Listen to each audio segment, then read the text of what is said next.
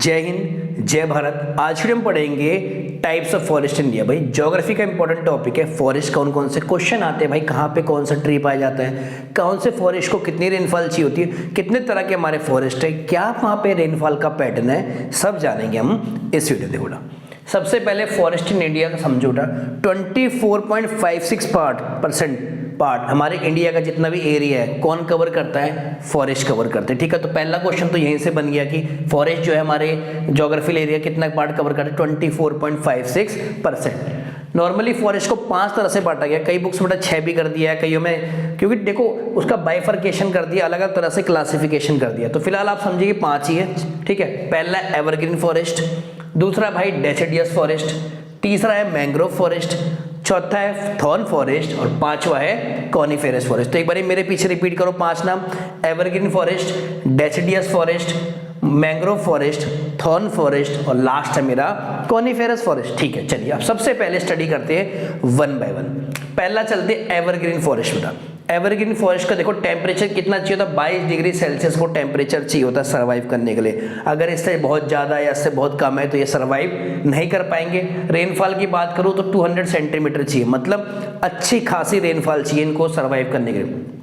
Biodiversity की बात करो तो यहाँ पे बेटा बहुत तरह के पेड़ वगैरह पाए जाते हैं। आगे मैं देखिए बहुत तरह के अलग अलग तरह के पेड़ पाए जाते हैं। कौन कौन से पेड़ पाए जाते हैं, इबोनी, महोगनी, जामुन, मैंगो, रोजवुड, रबड़, चिंचोना, जैकवुड।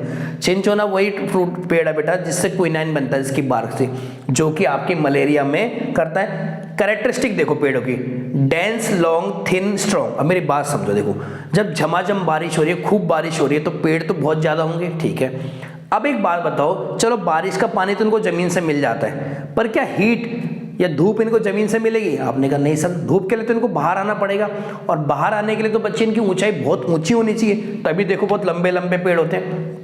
जो पेड़ जितना ऊंचा होता है तो उतना पतला भी होता है। कंडीशन तो ये थिन होगा बट बेटा स्ट्रांग होगा। और कहाँ कहाँ पाए जाते हैं, देखो तमिलनाडु, केरला, कर्नाटका, आसाम, नागालैंड, त्रिपुरा, अच्छी खासी बारिश वाले एरिया में पाए जाते हैं। सारे एरिया देखो जहाँ पे बारिश अच्छी खासी होती है।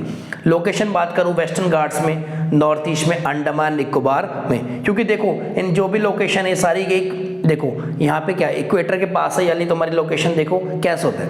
जो कंट्रीज अगर ऑल ओवर वर्ल्ड की बात करो इक्वेटर के पास आएंगे, देखो इक्वेटर के पास गर्मी बहुत ज़्यादा होती है, गर्मी ज़्यादा पानी इवापोरेट होगा, ज़्यादा पानी इवापोरेट ज़्यादा बादल बनेंगे, और ज़्यादा बादल बनेंगे तो ज़्यादा बारिश होगी। बात समझ आ रही नहीं आई?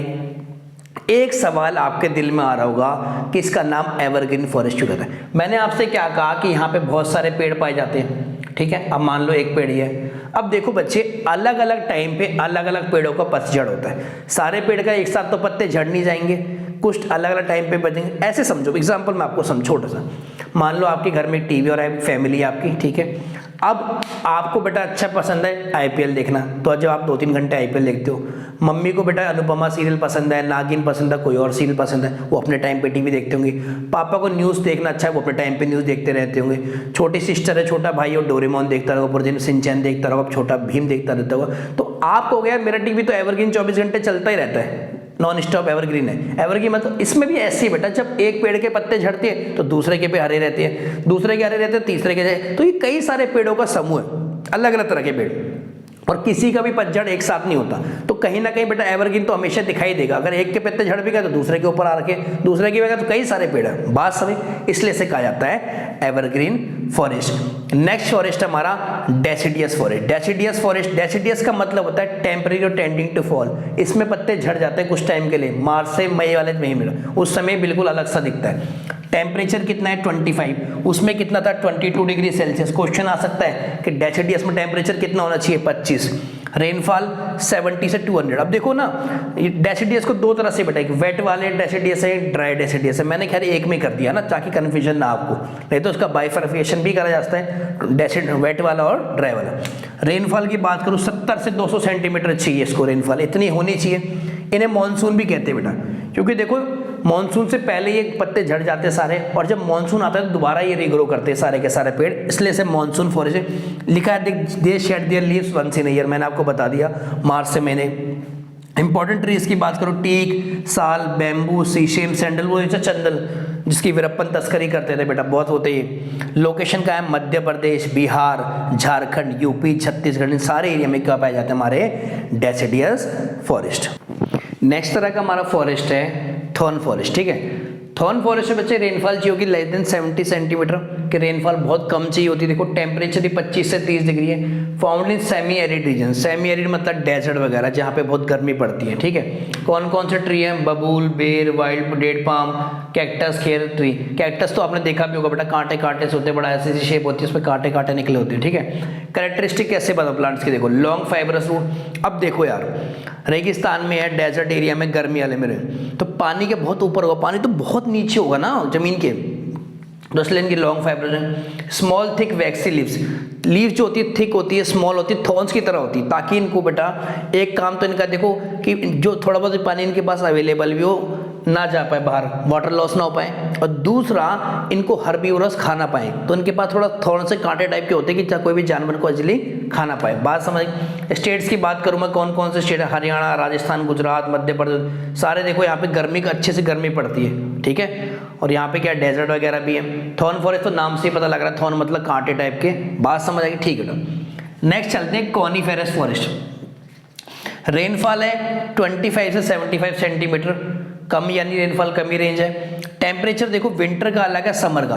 विंटर में -54 चला जाएगा टेम्परेचर, बहुत कम, -54 से 1 डिग्री, और समर में -7 to 1, मतलब हर जगह देखो चाहे समर है विंटर टेम्परेचर माइनस में बढ़ता है। अब माइनस में टेम्परेचर बढ़ता है तो बहुत ज़्यादा बर्फ़ पड़ती है, बहुत ज़्यादा बर्फ़ पड़ती है तो बच्चे देखो बर्फ़ शेड करने के लिए कुछ इस तरह से इनके होते हैं, कैक्टस की तरह पेड़ कुछ तरह से होते हैं कांटेदार टाइप के, देखा ना, उसकी तरह, क्या कहते हैं, क्रिसमस ट्री की तरह। तो देखो किस तरह की शेप बन रही है, कोन, भाई कोन तो कहते हैं इसे। अब कोन को क्या नाम है? कोनिफेरस। आज समझ आई नहीं आई बेटा, ठीक है। ट्रीज की बात करो, पाइन, स्प्रूसेस, फिर लर्चिस, और सबकी हाइट एक जैसी होती है। अगर देखोगे ना तो कम से कम ऊंचे ऊंचे पेड़ तो height similarly shape and height. State कहाँ है? जहाँ जहाँ बर्फ पड़ेगी वहाँ सब जगह होंगे, कश्मीर, हिमाचल प्रदेश, सिक्किम, अरुणाचल प्रदेश पे कहा जाता है हमारे कॉनिफेरस फॉरेस्ट। लास्ट है हमारा मैंग्रोव फॉरेस्ट। मैंग्रोव फॉरेस्ट में रेनफॉल है 200 सेंटीमीटर, देखो अच्छी खासी रेनफॉल चाहिए। Found in river delta along the coast, जहाँ पे डेल्टा बनता है या कोस्ट या नदियों के किनारे, वहाँ पे ये बेटा पाए जाते हैं। मिक्सचर किसमें? मिक्सचर में फ्रेश वाटर सलाइन वाटर के मिक्सचर में ट्रीज ग्रो करते हैं। कौन कौन से ट्रीज हैं? सुंदरी, गोरान, गेवा। और अगर मैं स्टेट्स की बात करूँ कौन कौन सी हैं? वेस्ट बंगाल, गुजरात और तमिलनाडु में हमारे कौन से फॉरेस्ट पाए जाते हैं? Mangrove forest. बात समझ आई नहीं आई? इस वीडियो में करेंगे इतना ही। नेक्स्ट वीडियो में कुछ और इंपॉर्टेंट टॉपिक के साथ, तब तक मिलते हैं आपसे नेक्स्ट वीडियो में। जय हिंद, जय भारत।